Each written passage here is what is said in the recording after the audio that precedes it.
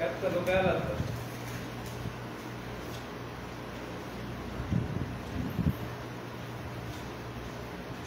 Y en la Carta a los Gálatas estamos viendo acerca de la justificación.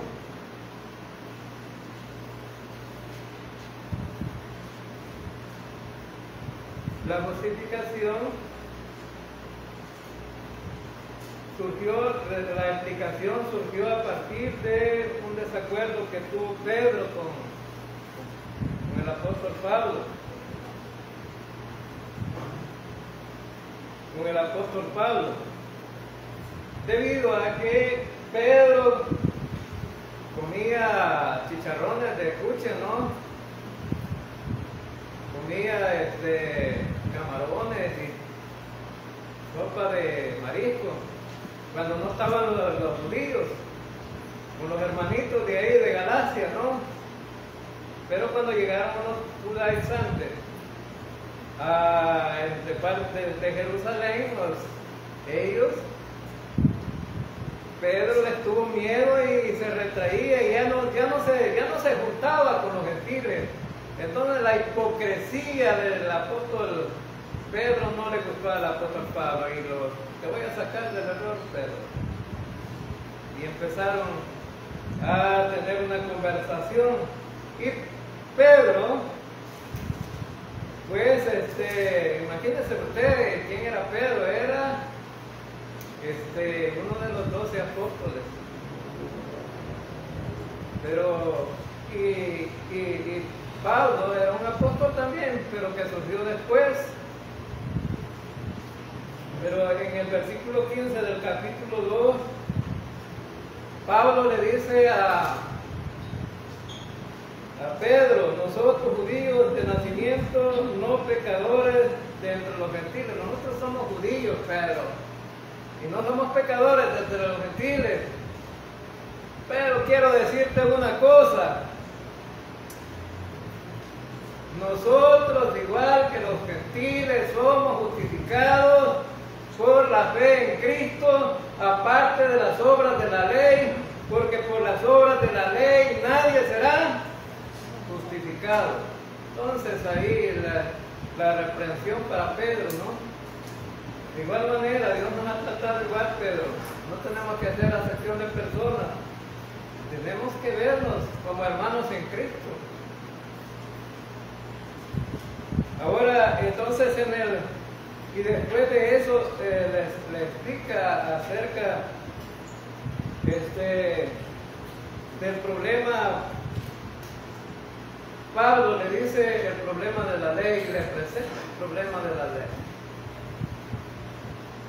Y en el capítulo 2, versículo 21, Pablo le dice: mire, si la justicia viene por medio de las obras de la ley, entonces por demás murió Cristo. Entonces Pablo le está diciendo a Pedro: no menospreciemos a los hermanos gentiles, porque de igual manera hemos sido justificados.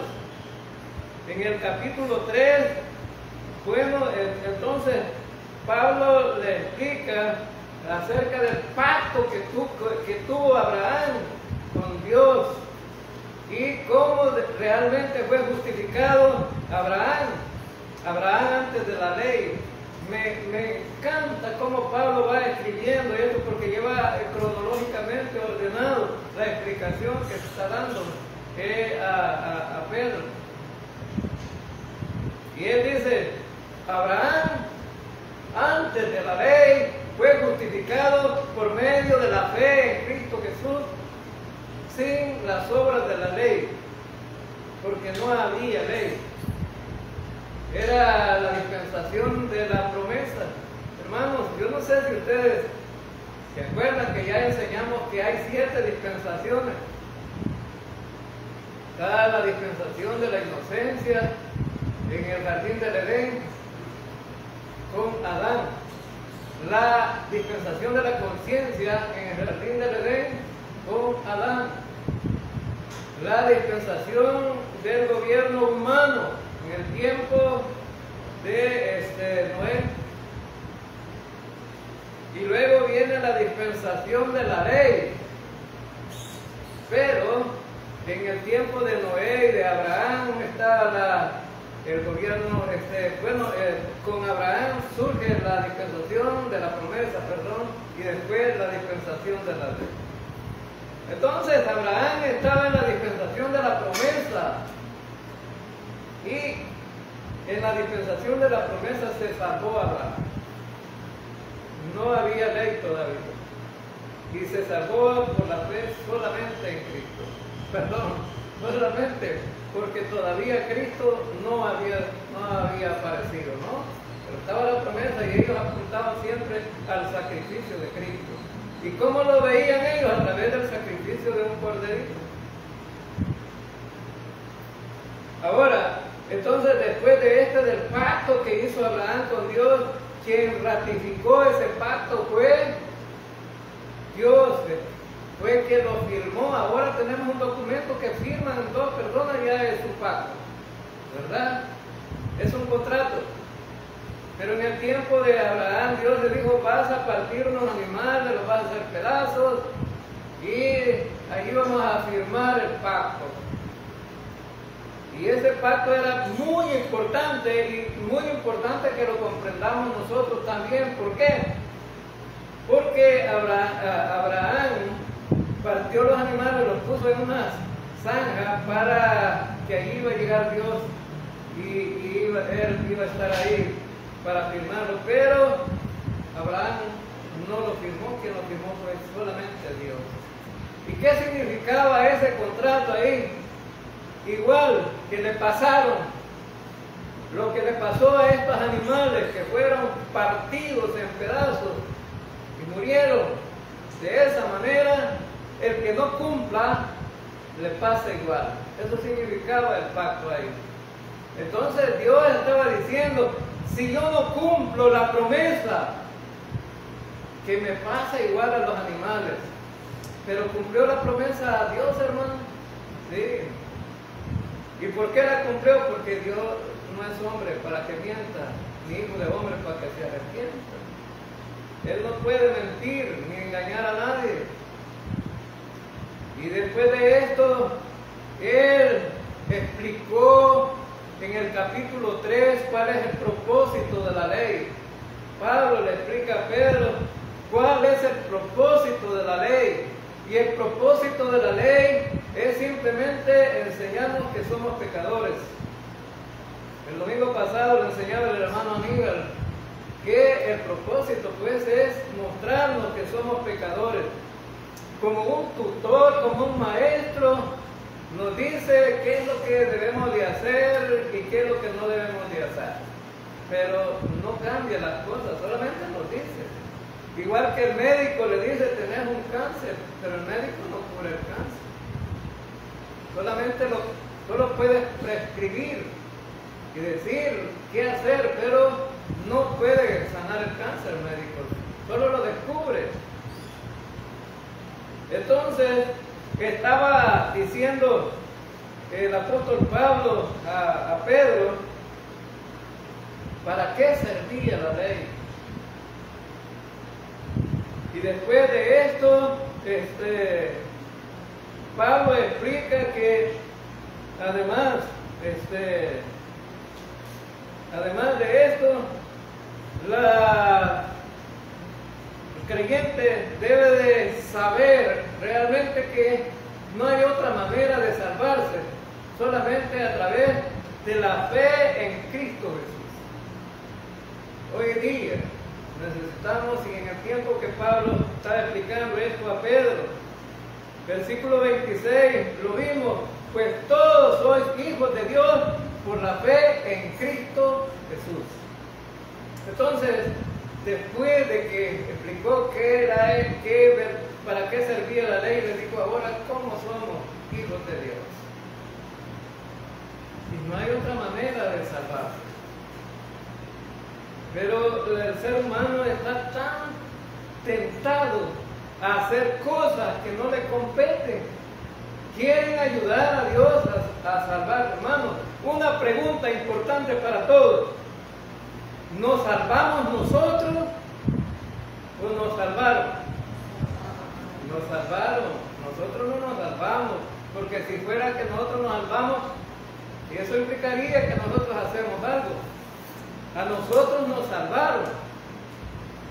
nos salvaron. Entonces, y ahora Pablo explica cómo es hijo de Dios. Cómo se es hijo de Dios. Y él dice, hay varias razones en estos últimos versículos o bendiciones que el apóstol Pablo explica. Él dice, bueno, Dios envió el Espíritu a vivir con nosotros y a través del Espíritu nos garantiza que nosotros somos hijos de Dios. Y además de eso, él dice, ya no hay judío, no hay griego, no hay hombre, no hay mujer, no hay esclavo, ni libre, todos son una sola cosa. Es decir, nos salvamos de la misma manera todos los seres humanos. Ahora, y después de eso, de estar explicando todo eso, los escritores de la Biblia metieron el capítulo 4 aquí, pero era lo mismo, continuaba. Hasta el pasaje continuaba, no era necesario el capítulo 4 aquí, pero continuó. Y eso es lo que vamos a ver en este tiempo que tengamos. En el capítulo 4, versículo del 1 al 3. Capítulo 4, versículo del 1 al 3. Pero también digo, entre tanto que el heredero es niño, en nada difiere del esclavo, aunque es señor de todos, sino que está bajo tutores y curadores hasta el tiempo señalado por el Padre. Así también nosotros, cuando éramos niños, estábamos en esclavitud bajo los rudimentos del mundo.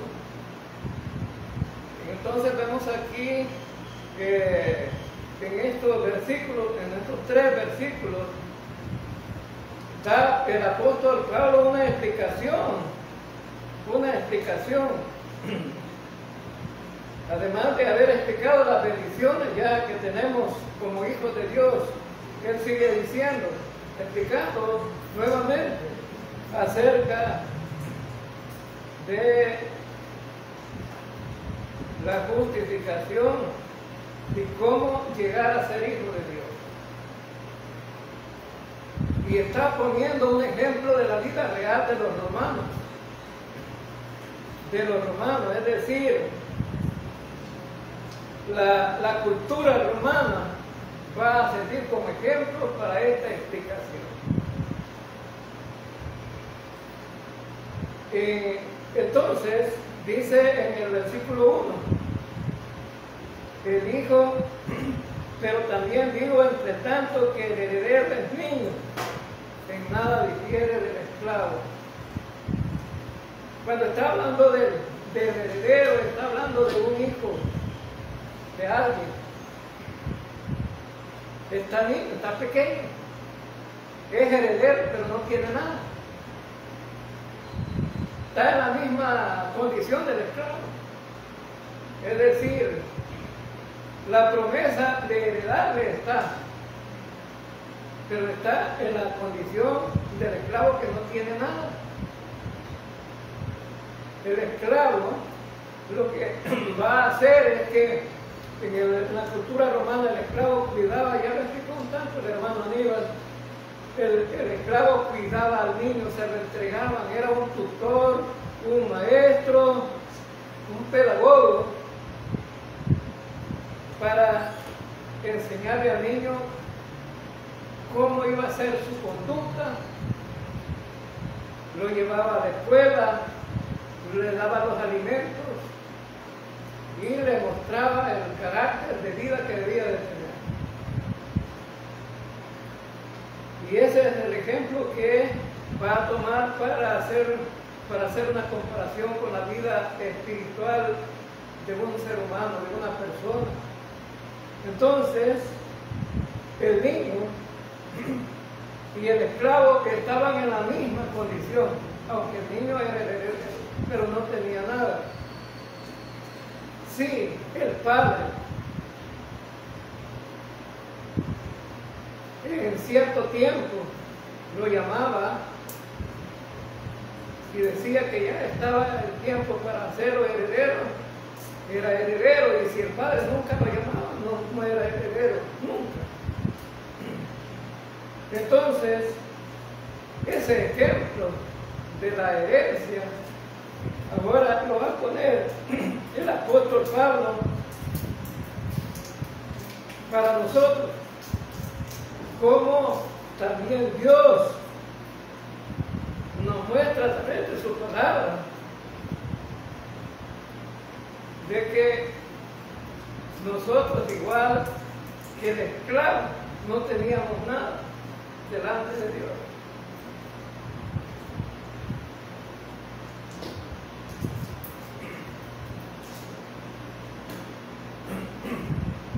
Igual que el esclavo, no teníamos nada delante de Dios. Estábamos como esclavos en nuestra vida pasada, antes de ser creyentes, del mundo. Eso lo vamos a ver hoy. Dice que, sino que está bajo tutores, curadores, hasta el tiempo señalado por el Padre. Un día el Padre lo iba a llamar, es decir, quien ponía el tiempo, cuando ya el niño debía de estar, ser llamado era el Padre, no era el esclavo, no era el esclavo que decía, miren, ya está listo el niño para que pueda pasar a su adultez. Los romanos hacían una fiesta para celebrar cuando un niño iba a ser adulto. Esa fiesta, en esa fiesta le ponían una toga viril, se llama. Entonces, esa toga representaba que había pasado de un estado a otro, de una posición a otra.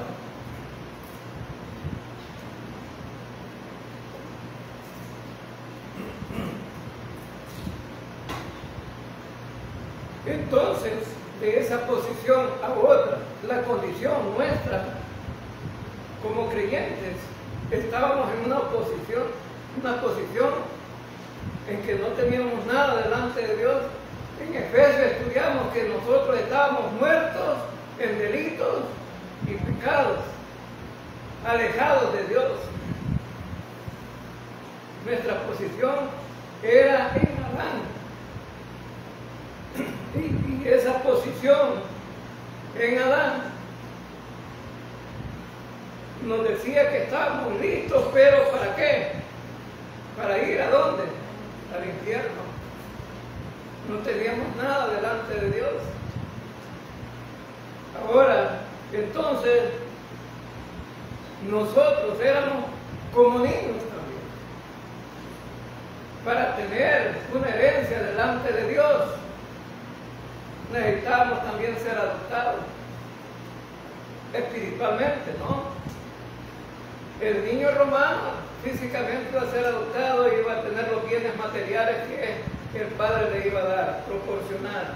Pero nosotros estamos hablando de una herencia espiritual para nosotros. Una herencia espiritual. Y nosotros, pues, en el versículo 3 dice, así también nosotros, cuando éramos niños, estábamos en esclavitud bajo los rudimentos del mundo. Ahora, y Pablo compara al niño romano con nosotros que éramos niños. Éramos niños. Y él dice, bueno, nosotros, cuando éramos niños, estábamos bajo esclavitud. Éramos esclavos. ¿Esclavos de quién? De los rudimentos del mundo. ¿Y qué son esos rudimentos del mundo? Los rudimentos del mundo son todas aquellas cosas que tenemos nosotros antes de ser salvos en la vida práctica, que un ser humano tiene. Y como regla de vida muchas veces la filosofía, y como regla de vida muchas veces la religión. Ahora, la filosofía filosofía te enseña toda la sabiduría humana y las costumbres y la práctica de vida que un ser humano puede tener. Ahora, y la religión te enseña todas aquellas cosas que te impone la religión para que puedas buscar a Dios. Pero hermanos, antes de ser salvos nosotros, en nuestra vida religiosa, ¿qué era lo que buscábamos? ¿Qué era lo que buscábamos? En nuestra regla de vida, buscábamos, igual que los judíos, a Dios, pero muchas veces un Dios equivocado. Y aunque algunos lo buscáramos, sinceramente buscábamos el Dios incorrecto, porque sabíamos que había un Dios que buscar, pero muchas veces buscábamos las formas equivocadas. Yo crecí muy dentro de la iglesia católica y cada vez que pasaba por las paredes, a las paredes del templo, había unas imágenes ahí, y cada vez que yo pasaba me persinaba delante de las imágenes, hasta que un día, de escondida, le agarré la Biblia al sacerdote, porque no me la prestaba. Yo le decía, présteme la Biblia para leerla. No, es prohibido, solo la debemos de leer nosotros. Pero un día que se despidió, la agarro y abro la Biblia y cabal cayó ahí donde estaba el pasaje de Cornelio. Y Cornelio se le arrodilla a Pedro. ¿Y Pedro qué le dice a Cornelio? Levántate, que yo soy hombre igual que tú. Y dije yo, ¿y cómo es posible que pasemos aquí? No, allá lo tenían a Pedro macheteado, ¿no? Entonces, sí, tiene un machetazo aquí, un machete, ¿no? Una cabeza. Entonces, y resulta que yo pasaba por donde Pedro macheteaba y haciéndole la cruz, ¿verdad? Y cada vez que pasaba por ahí. Y un día que iba con el sacerdote le hace la venia al dichoso Pedro, ¿verdad? Y yo no. Bueno, me dijo, igual, ¿por qué no has venerado a Pedro? Porque la Biblia dice que no debemos de hacerlo. ¿Cómo? Me dice el sacerdote, no debemos de hacerlo. Porque Pedro le dijo a Cornelio, levántate porque yo soy hombre igual a vos. ¿Y a dónde has visto eso? Ahí en su Biblia. Entonces, hermanos, a veces buscamos a Dios de esa forma religiosa y hacemos cosas equivocadas. Hacemos cosas equivocadas, tratando de buscar a Dios, al Dios verdadero, igual que los judíos buscaron al Dios verdadero en un becerro. Cuando hicieron el becerro, vaya, Aarón le dijo, ahí tienen a Dios, y ellos adoraban pensando que era el Dios verdadero. Y hicieron gran fiestón, ¿no? Que terminó en lujuria y bueno, y terminó en una decabración total. Entonces, pero hoy día también, hermanos, tenemos un problema serio. Hoy día, la gente dentro de las iglesias y también las iglesias evangélicas han caído en el problema. Le enseñan a los que tratan de buscar a Dios huecas sutilezas. Y esas huecas sutilezas son verdades a medias, o mentiras, pero mezcladas con cierta verdad. Es decir, y a la gente la engaña.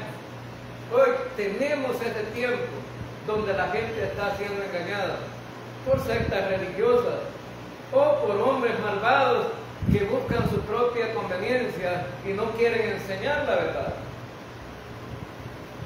Ahora vemos entonces que antes de que fuéramos creyentes nosotros estábamos esclavizados en el mundo. El mundo te esclaviza.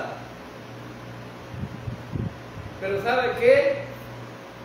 Dice el versículo 4, pero cuando vino el cumplimiento del tiempo, Dios envió a su Hijo, nacido de mujer y nacido bajo la ley.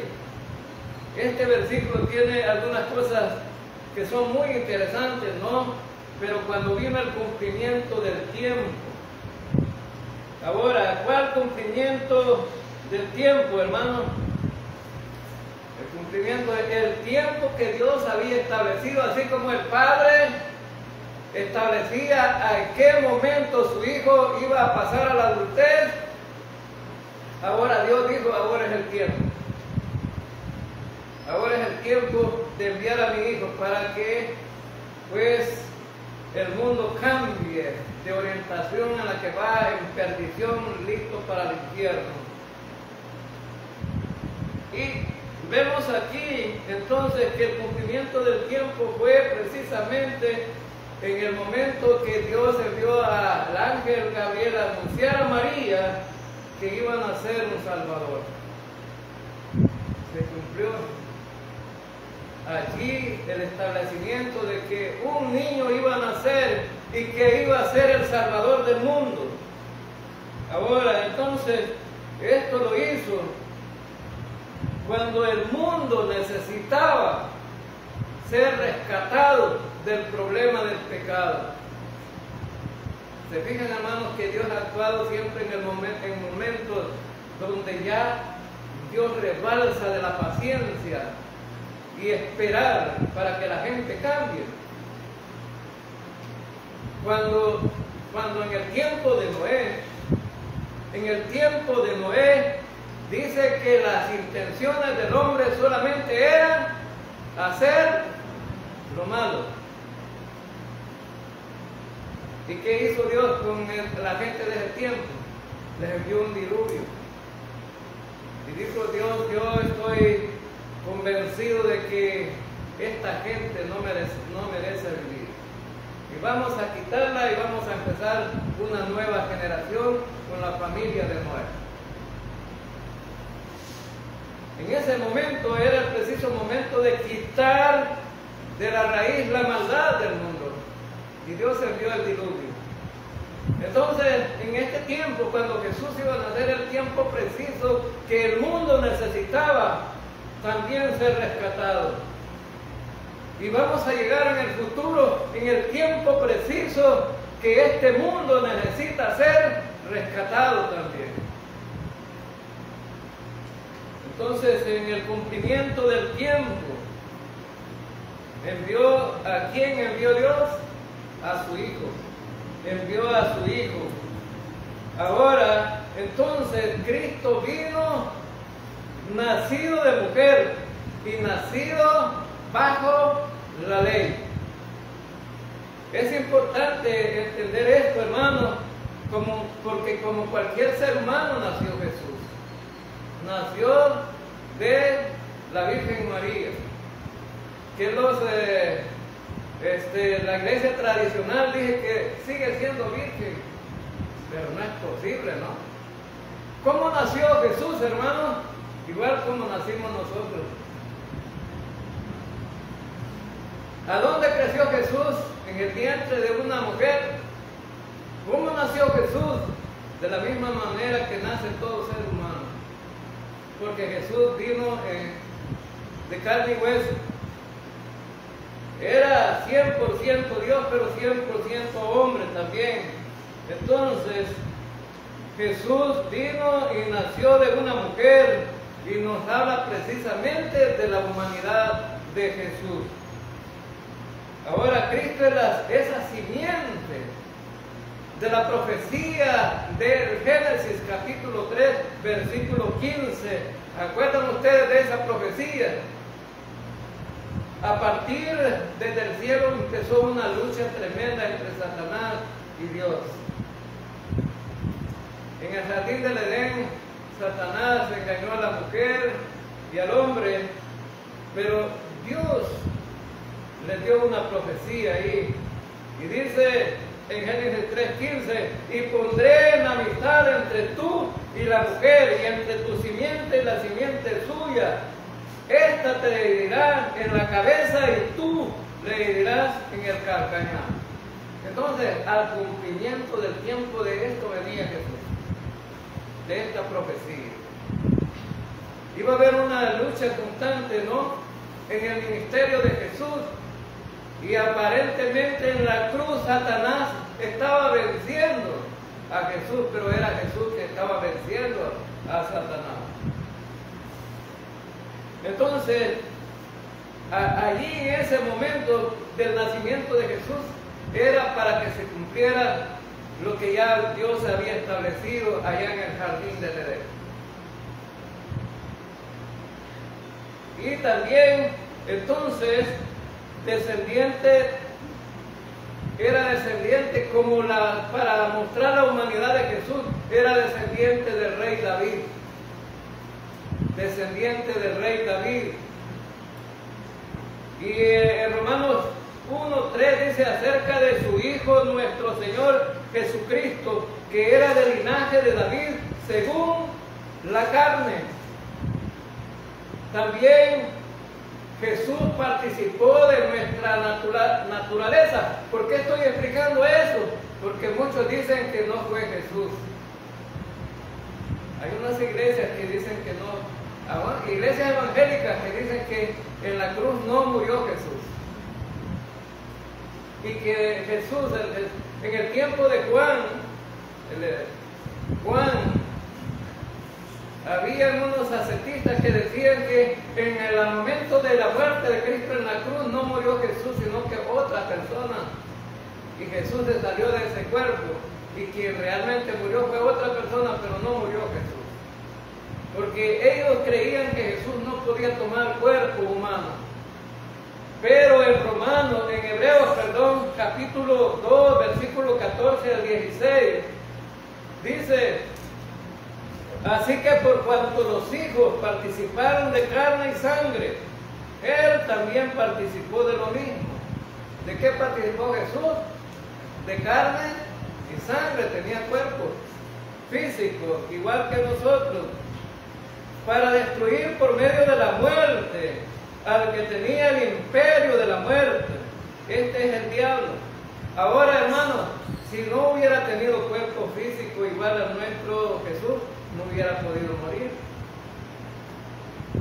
Entonces, para destruir a Satanás necesitaba un cuerpo físico para morir en la cruz.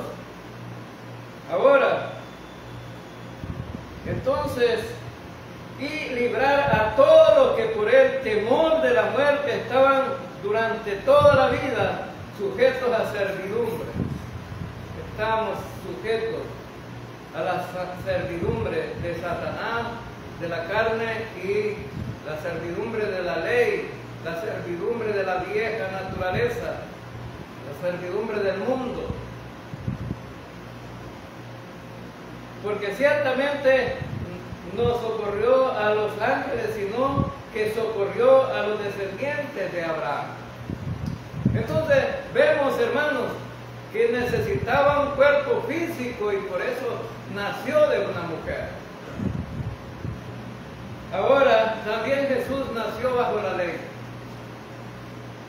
Ahora, por eso es que algunos predican duramente y dicen: no, Jesús dijo que debía de cumplirse la ley, y él mismo sugirió que los creyentes debían de dar el diezmo.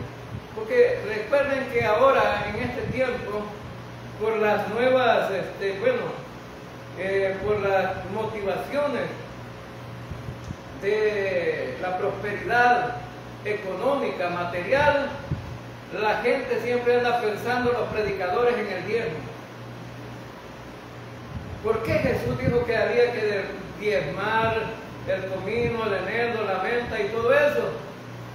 ¿Entiendes? ¿Por qué dijo Jesús que se podía diezmar todo eso? Porque él estaba bajo la ley.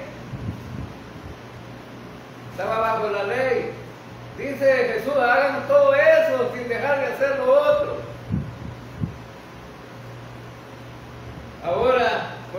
estaba bajo la ley. Pero era una doctrina que Jesús iba a dejar permanente de eso. No, porque ¿hasta dónde llegó la ley? ¿Hasta dónde llegó la ley? El domingo pasado, el hermano Aníbal dio un versículo en Romanos.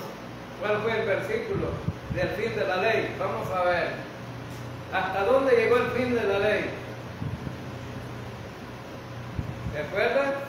Es importante recordar esto. Romanos, capítulo 10, versículo 4. Ahora, ahí está ese versículo, ¿no? Que dice que hasta ahí llegó la ley. Entonces, nació bajo la ley. Nació bajo la ley.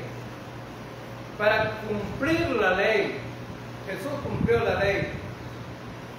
Ahora, entonces, ¿y a quién fue que envió Dios? ¿A quién envió Dios? A Cristo, su Hijo. ¿Y para qué lo envió? ¿Para qué lo envió, hermanos?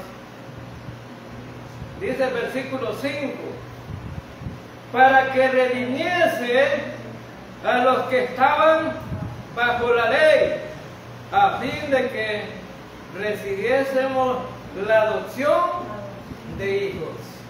Ahora entonces, la palabra, miren, más claro no canta un gallo. Si no se entiende este versículo, entonces siempre va a estar perdido. Dice, ¿para qué vino Jesús? ¿Para qué vino Jesús?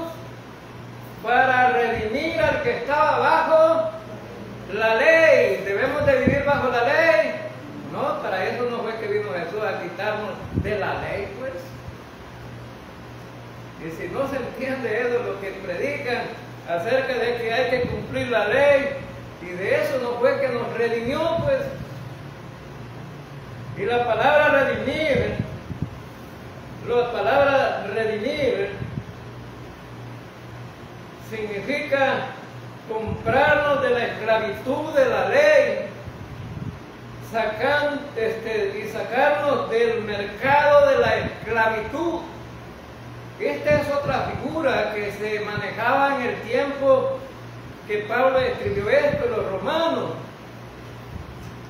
Tenían un mercado de esclavos, donde llegaban los ricos y compraban esclavos, y después los llevaban otra vez al mercado y los podían vender. Y algunos los podía tener para su trabajo ahí en su casa, y al otro le podía dar libertad si él quería. Entonces, la palabra libertarnos aquí es precisamente una palabra que nos saca del mercado del pecado y nos da la libertad. Exagorazo es la palabra griega. Nos saca del mercado de la esclavitud del pecado.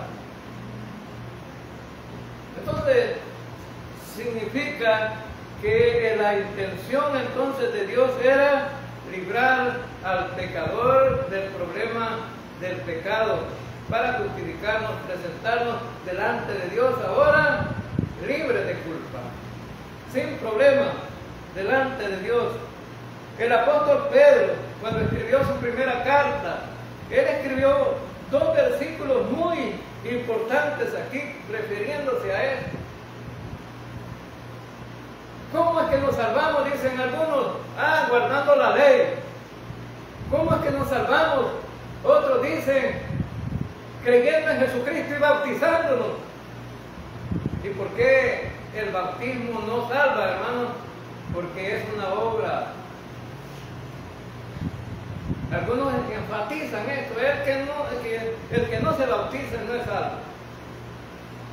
¿Por qué no nos justifica el dar dinero? Porque es una obra. Entonces, por eso el apóstol Pedro escribe, sabiendo que fuiste rescatados, la palabra rescatados aquí, fuimos comprados. Ahora, de vuestra vana manera de vivir.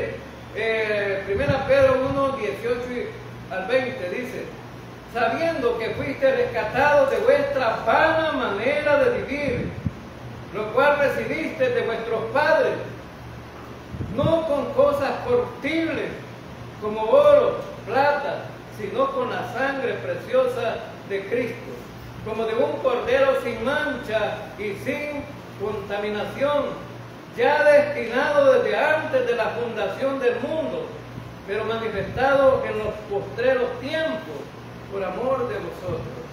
Versículos muy importantes que debemos de saberlos, si es posible hasta de memoria. Fíjense que lo primero que dice Pedro, que fuimos rescatados de vuestra vana manera de vivir. Antes de ser salvos teníamos una vana manera de vivir, y algunos creyentes todavía, porque no han entendido. Ser creyente, hermanos, no es ser cualquier cosa. Si queremos ser cualquier cosa, quedemos allá en el mundo. Ahora, en nuestra vana manera de vivir se representa esa vida mundana.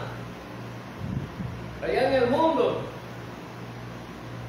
un hombre rico no tenía hijos, se sentía solo, se sentía triste, tenía dinero, pero no tenía nadie. Y se fue por la calle, dijo: voy a ir a la calle a ver a la gente pobre que duerme en la calle. Encontró un niño durmiendo ahí en la calle, en unos cartones, y la cobija del niño eran unos periódicos, así como vive la gente indigente en los países desarrollados. Y este hombre dijo: bueno, me voy a llevar a este niño para la casa, lo voy a adoptar y lo voy a tener cuidado, voy a velar por este niño de aquí en adelante. Se lo llevó para la casa. Cuando llegó, lo mandó a bañar, le pusieron una cama, buena ropa, comida, tenía de todo el niño. ¿Qué podía más desear este niño? Pero resulta que lo fue a acostar en la noche y él se fue para su cuarto del Señor, pero más noche le dio curiosidad: voy a ver cómo está el niño. Se levanta, ya no estaba el niño. Y dijo: bueno, ¿qué pasó? El niño no está. Y sale: vamos a buscarlo. Y se fueron a buscar. Y él lo fue a encontrar allí donde dormía el niño todas las noches, envuelto con las hojas de diario y en el cartón, donde era su cama, había sido su cama durante años. Y le dice él al niño: ¿y por qué te viniste de allá de la casa? Ya tenías buena cama, buena ropa, tenías comida, tenías todo. No, le dije que estoy acostumbrado en esta camita. El niño estaba tan acostumbrado al cartón que sintió que la cama que le habían dado no servía, que estaba mejor ahí. Así somos los creyentes. Hemos salido de allá del mundo. Estamos en una nueva vivencia con el Señor. Estamos mejor porque estamos alabando al Rey de Reyes y Señor de Señores. Él nos ha dado una nueva vida, pero de repente el creyente está ya otra vez en el mundo, igual que ese niño, está tan acostumbrado a vivir en la desgracia. Y el creyente está allá. Muchas veces, muchos creyentes son así. Dios nos ha sacado del mundo y volvemos otra vez ahí. Entonces, vemos aquí que también el apóstol Pablo escribió en la primera carta de los Corintios, capítulo 6, versículo 20: porque habéis sido comprados por precio. Habéis sido comprados por precio. Glorificad pues a Dios en vuestro cuerpo y en vuestro espíritu, los cuales son de Dios. Yo quisiera que veamos este versículo muy detenidamente. Dice que hemos sido comprados por precio. ¿Cuál fue el precio, hermano? Lo dijo el apóstol Pedro. No, dice Pedro, no con cosas corruptibles como oro o plata, sino con la sangre preciosa de Cristo, como de un cordero sin mancha. ¿Con qué fuimos comprados, hermanos? Con la sangre preciosa de Cristo. Y dice aquí en la primera carta de los Corintios que nosotros ahora, porque fuimos comprados por precio, este cuerpo ya no nos pertenece, ya no es nuestro, ya no nos pertenece, porque el versículo dice: glorificad pues a Dios en vuestro cuerpo y en vuestro espíritu, los cuales son. ¿De quién son, hermanos? De Dios. Este cuerpo le pertenece a Dios. Fuimos comprados, le pertenece a Dios, pero no lo entendemos muchas veces, ¿no? Yo voy a hacer lo que me da la gana, dicen algunos creyentes. Ni el consejo del pastor oye. Y el pastor quiere lo mejor para las ovejas, pero a veces no les interesa, ¿no? Ahora, entonces, te lo recuerdo, hermano, ya no se pertenece a usted mismo, le pertenece a Dios. Ahora, pero vemos aquí, entonces, en el versículo 5 de Gálatas, vamos a Gálatas, versículo 5, dice: otra de las cosas por las que Cristo fue enviado, primero, para que nos redimiese de la ley; segundo, para que fuéramos adoptados como hijos. A través de Cristo fuimos adoptados como hijos.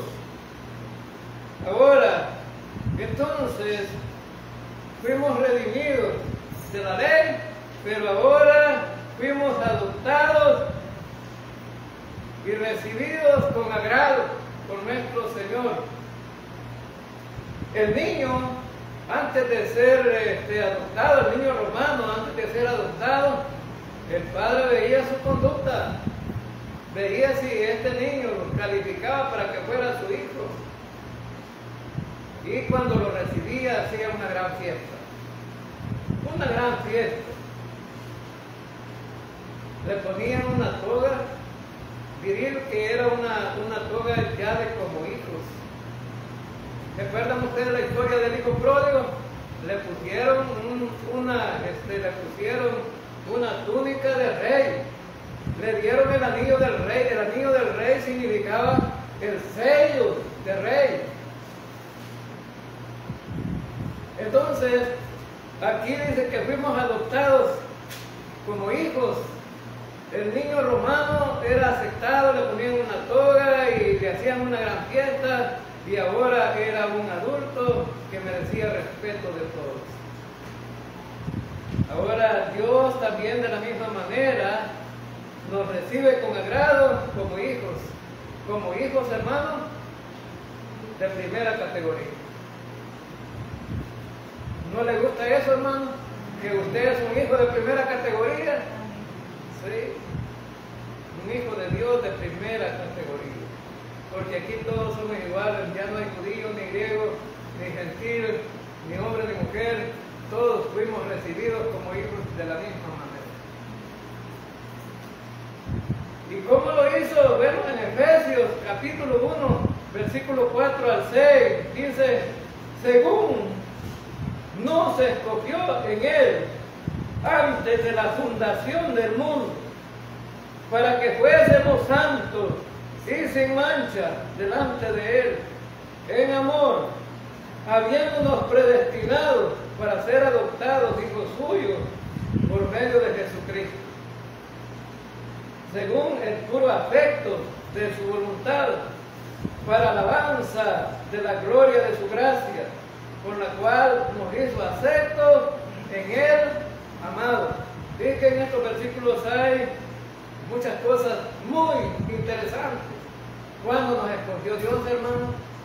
¿Cuándo nos escogió Dios? Antes de que nosotros pensáramos nacer, ya estábamos escogidos. Antes de la fundación del mundo. para que fuésemos santos y sin mancha. Cuando habla de santos y sin mancha, significa que delante, o sea, durante el pensamiento y con la mente de Dios, es que nosotros ya éramos creyentes, hijos de Dios Altísimo, a través de haber confiado en su Hijo. Y por eso nos ve como santos, santos posicionalmente. Ahora, entonces, y dice, en amor, habiéndonos predestinados para ser adoptados hijos suyos. Fuimos adoptados hijos suyos. La predestinación significa enmarcar, entre paréntesis, el nombre de aquel que iba a ser salvo. Porque Dios sabía de su infinita misericordia quién iba a responder a la gracia de Dios y a confiar en Cristo por la fe solamente. Dios lo sabe todo. Y antes que nosotros naciéramos ya lo sabía. Y fuimos adoptados hijos suyos por medio de Jesucristo, por medio de confiar en Él. En el momento que nosotros confiamos en Cristo, somos adoptados como hijos suyos. Y según el puro afecto de su voluntad. Es decir, no teníamos que torcer el brazo a Dios. Fue por su propia voluntad que nosotros nos salvamos. La voluntad de Dios, no la nuestra. Hermanos, si el hombre no busca a Dios, Dios nos buscó a nosotros. Dios nos buscó a nosotros. Por eso es por su puro afecto de su voluntad. Miren, cuando Jesucristo estaba predicando allí en Lucas capítulo 19, versículo 10, dice que el Hijo del Hombre vino a buscar y a salvar lo que se había perdido. No fuimos nosotros que buscamos a Dios. Él nos buscó a nosotros, envió a su Hijo a buscarnos. A eso había venido Cristo, a buscar y a salvar lo que se había perdido. Versículos 6 y 7. Versículos 6 y 7. Y por cuanto soy hijo de Dios, envió a vuestros corazones el Espíritu de su Hijo, el cual clama, Abba, Padre. Así que ya no eres esclavo, sino hijo. Y si hijo, también heredero de Dios por medio de Cristo. Miren lo maravilloso que son estos dos versículos. Entonces, dice que Dios el Padre envió al Espíritu Santo. Dios el Padre envió el Espíritu Santo. ¿Y para qué? ¿O por qué lo hizo? Para que nosotros podamos tener una relación personal con Dios Padre, muy cercana, muy cercana. Los hijos cuando saludan a los padres los pueden saludar de dos maneras. Una por obligación, pero cuando es por obligación, dice, nos vemos, papá. Ya me voy, papá. Y cualquiera podría decir, mire, tienen una buena relación estos, porque mire, el hijo le dice al papá que ya le va. Pero muchas veces lo hace porque ya está obligado a hacerlo. Pero hay otra manera, otra relación más personal todavía, cuando el hijo se le acerca al padre, lo abraza y le dice, te amo, papito. Porque la palabra Abba Padre aquí, eso significa papito.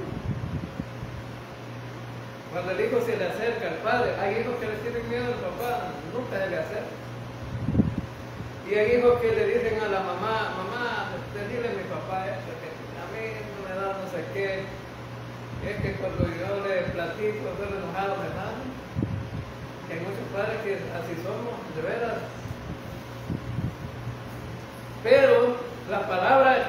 usando aquí el apóstol Pablo es una palabra de acercamiento total a Dios. Un acercamiento total a Dios. La mayoría de nosotros no nos gusta hablar con Dios. ¿Cuál es la manera de hablar con Dios, hermano? A través de la oración. ¿Cuánto pedimos en la oración los días viernes? Solo 8. Y a veces 6. A veces 10. Pero no pasa de ahí. Ahora entonces, usted puede decir, mire, hermano, es que no es necesario ir a un culto de oración. El culto de oración, precisamente, la gente se reunía. En la Biblia es bíblico, hermano, reunirse para orar juntos. No es que no sea bíblico. Yo puedo orar yo solo mucho, independiente. Dice, yo oro yo solo. No. La iglesia primitiva dice que se reunían en las casas y ¿qué hacían? Oraban juntos, comían juntos, leían la palabra juntos. Entonces significa que Dios ha dejado que nos reunamos para exclamar juntos también. No digo que no hay oraciones personales, claro que sí hay. Podemos orar personalmente cuando no estamos reunidos con los demás. Ahora entonces, para que nosotros pudiéramos tener intimidad con Él, entonces envió el Espíritu Santo. El Espíritu Santo es quien nos anima, nos ayuda, nos fortalece, nos enseña, nos capacita, nos instruye, nos defiende. El Espíritu Santo juega muchas cosas importantes en nuestra vida como creyentes. Bien, entonces, ¿y cuál es el resultado de esto? Dice que somos adoptados como hijos libres ya. A veces lo que dice en el versículo, así que ya no eres esclavo, sino hijo, y si hijo también heredero de Dios, por medio de Cristo. Entonces, hermanos, tanto los judíos como los gentiles que han sido salvos, somos hijos libres ya. Ahora, entonces, posicionalmente ya somos libres, somos hijos de Dios. Somos hijos de Dios. Ahora ya, y si somos hijos de Dios, no debemos de vivir una vida esclavizada, hermano. Ya no debemos de ser esclavos, sino que libres. Aunque uno en la libertad la ve como la oportunidad para ir a pecar, pero eso no es lo que enseña la Escritura. Ahora, vamos a verlo más adelante. Entonces, si eres un hijo de Dios por medio de Cristo, entonces eso indica que estás viviendo bajo la gracia, hermano, no bajo la ley. Y somos herederos de Dios por medio de Cristo. Ahora, 1 de Pedro, capítulo 1, versículo 3 al 5 dice, porque usted puede decir, hermano, yo siempre he oído esa palabra de heredero, ¿y qué es lo que heredamos nosotros, pues? Porque usted quisiera una casa nueva aquí en el barrio donde vive, ¿verdad? Una casa de 2 plantas o de 3, igual a la que está en la esquina. ¿Y qué es lo que heredo yo? El apóstol Pedro escribió en la primera carta, del versículo 3 al 5, dice, bendito el Dios y Padre de nuestro Señor Jesucristo, que según su grande misericordia nos hizo renacer para una esperanza viva por la resurrección de Jesucristo de los muertos, para una herencia incorruptible, incontaminada, inaccesible, reservada en los cielos para vosotros, que sois guardados por el poder de Dios, mediante la fe, para alcanzar la salvación que está preparada para ser reservada en el tiempo futuro. Ahora, hermanos, dice que en primer lugar, que aquí que nos hizo renacer. Es decir, la palabra renacer aquí, nacimos de nuevo. Habíamos nacido físicamente, pero ahora nacimos de nuevo para una esperanza viva. ¿Cuál es nuestra esperanza que tenemos, hermanos? ¿De qué herencia está hablando la palabra? No está hablando de bienes materiales en esta tierra, está hablando de bienes espirituales. ¿A dónde? ¿A dónde dice el pasaje? ¿Reservada dónde? En los cielos. Allá es la herencia, en los cielos. Y si usted quiere tener herencia, nos vamos para allá. ¿Sí? Nos vamos para allá, reservada en los cielos. Entonces, esa esperanza viva, a través de la resurrección de Jesucristo de los muertos, nos lleva hacia los cielos. Un día los muertos en Cristo resucitarán primero. Nos iremos con el Señor. Nos iremos con el Señor para estar con Él. ¿Para cuánto tiempo, hermano? Para siempre. Y esa herencia en los cielos, es una herencia eterna. Nadie se la va a poder quitar, ni vender, ni nada. Aquí las herencias no duran aquí en la tierra, ¿verdad?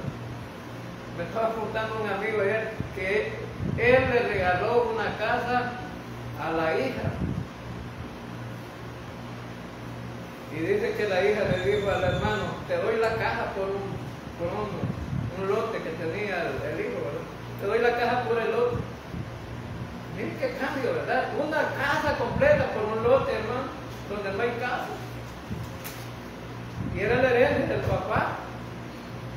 Y ella le dice: no, hombre, te doy el lote, dame, y yo te doy la casa y tú me das el lote. Es cuestión de gusto, ¿no? Y de percepciones, porque la hija de este amigo le gusta más allá donde está el lote que donde le dieron la casa en San Miguel. No le gusta San Miguel. Y hacen cambios.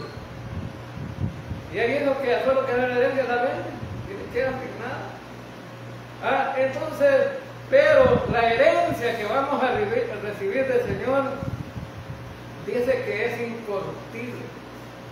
Todo lo que vamos a heredar, hermano, no se acaba ni se pudre, es eterno, incorruptible, incontaminada. Es decir, no, nada lo puede arruinar, la herencia, nada lo puede arruinar. Inmarcesible, es decir, que no cambia. Herencia. Imagínese usted recibiendo la salvación y la vida eterna para vivir en el cielo. Todo lo que está allá es eterno. Y recibe la herencia juntamente con Jesucristo. Todo lo que le pertenece a Dios le pertenece al Hijo. Y lo que le pertenece al Hijo le pertenece a quién? A nosotros también. Somos coherederos con Cristo. Piense, hermano, lo que hay en el cielo. ¿De qué podrá haber en el cielo? Pablo dice que no le permitieron contar porque a lo mejor si hubiera contado los creyentes se hubieran vuelto locos, ¿no? Porque los seres humanos con cualquier cosita nos volvemos locos, ¿verdad? Pero lo que nos ha dejado ver el Señor, imagínese usted que los tapiales allá en el cielo están forrados de piedras preciosas. ¿No cree usted que usted aquí al tapial de aquí le pone ese alambre para que no se metan los ladrones, ¿no? Y allá dice que están forrados de piedras preciosas. Las calles son de oro. Solo imagínense. Y aquí la gente escarbando toda la tierra para ver que haya oro, ¿verdad? Ahora entonces, lo que está allá, hermano, si nos cuesta entender, es algo que no se acaba, es la herencia que usted va a hacer, empezando por la salvación, no se puede perder. La vida eterna es eterna. Y dice el Señor que nos tiene preparada una casa ya reservada en los cielos para nosotros. Y esa casa es eterna. Ahora, entonces, dice el apóstol Pedro, dice que está reservada en los cielos para vosotros, que sois guardados por el poder de Dios. ¿Para recibir la herencia, hermano? Porque somos guardados por el poder de Dios. Nadie nos puede quitar eso. Por el poder de Dios, mediante la fe, para alcanzar salvación que está preparada. Alcanzar salvación aquí significa tiempo futuro. La salvación de la presencia del pecado. Allá no va a haber pecado. Aquí nos cuesta comprendernos a veces, ¿no? Nos miramos mal, nos hacemos daño a veces entre los mismos, ¿verdad? Los creyentes a veces nos cuesta querernos, ¿no? Allá no va a haber nada de eso. Allá no va a ser fácil quererse porque no va a haber problema del pecado. Bien, entonces vemos aquí, y aquí vamos a terminar en esos dos versículos para que el próximo domingo continúe desde el versículo 8 en adelante el próximo hermano que va a predicar. Entonces hemos visto que ahora la ley solo nos mostró que éramos pecadores para llevarnos a Cristo, y a través de Cristo ahora fuimos adoptados como hijos de Dios, y como hijos de Dios somos herederos juntamente con Cristo. Amén, hermanos. Bien, vamos a orar. Señor Dios, gracias.